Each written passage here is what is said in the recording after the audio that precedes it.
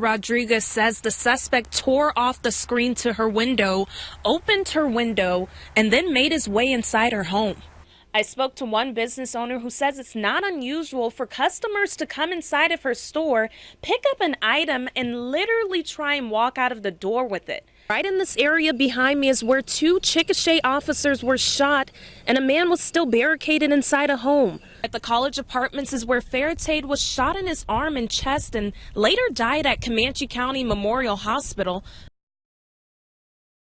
If you take a look down here, there's also some slush. I'm making a puddle with my feet. You guys can kind of see how cold and icy it is. I spoke to a mechanic today who warned drivers that have to travel in weather conditions like this. He said there's a couple steps you need to take. One is to make sure that you defrost your windows and your door handles just like this. I'm standing outside Lawton Animal Welfare, but that is not where the dog was found. That victim has now been taken to Comanche County Memorial Hospital with critical condition. Witnesses say the driver that hit the victim was the only person in the car. And while the parking lot is empty right now, I can tell you it was a different story this morning. I saw many people pulling up only to leave frustrated after noticing this sign. I was lucky enough to grab a fan before he walked in. This is Jesse Pena. Jesse, tell me, what are you looking forward to the most in this episode?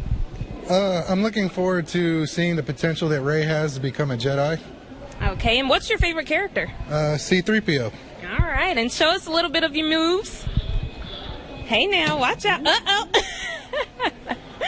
All right, you guys, I'm going to hang out with Jesse for a little bit longer. There's about 300 kids here, including Miss Bella right here. She's dressed as Frankie from Frankenstein. Temperatures are continuing to drop. It's much colder than when we first seen you guys. People are still trying their luck on the roads. Take a look just right out here. This is Cash and 38th. Brandon and Heather Harris were high off meth in this house behind me. Since this morning, I spoke to fire officials and police on what happened. Take a look around me. You can see damage and debris on the ground.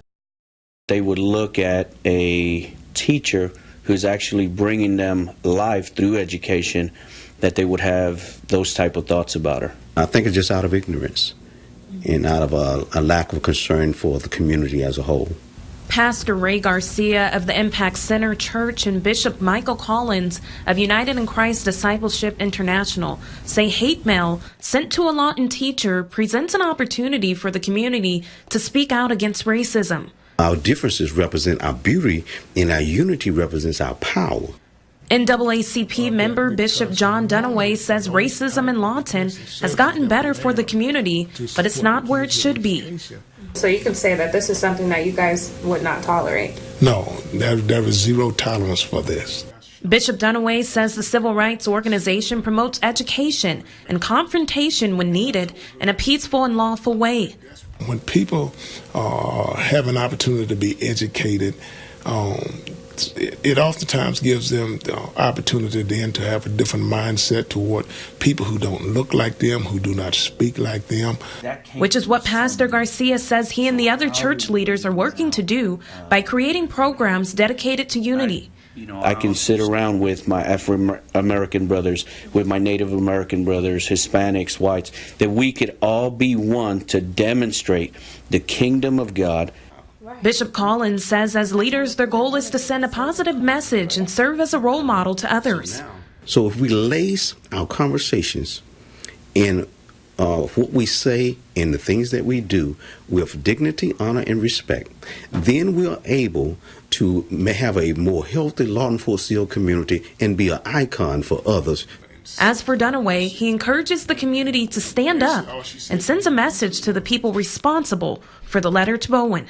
We do love you, but we do not tolerate this. We do not advocate for it.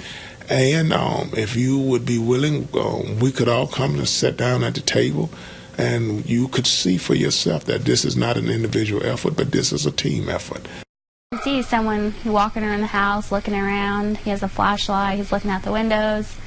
Christy Rodriguez says she and her boyfriend have lived in the home for about a year. She says they've never had any trouble until last night. Right here's where Rodriguez says the suspect tore off the screen to her window, opened her window, and then made his way inside her home. Rodriguez says they would have never known had they had not checked the surveillance video.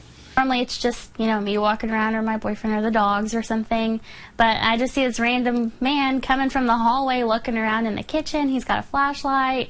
And so I'm like, oh my gosh, there was someone in the house. She says she's not sure who the suspect is, but her grandmother, who lives next door, says she has seen the man before.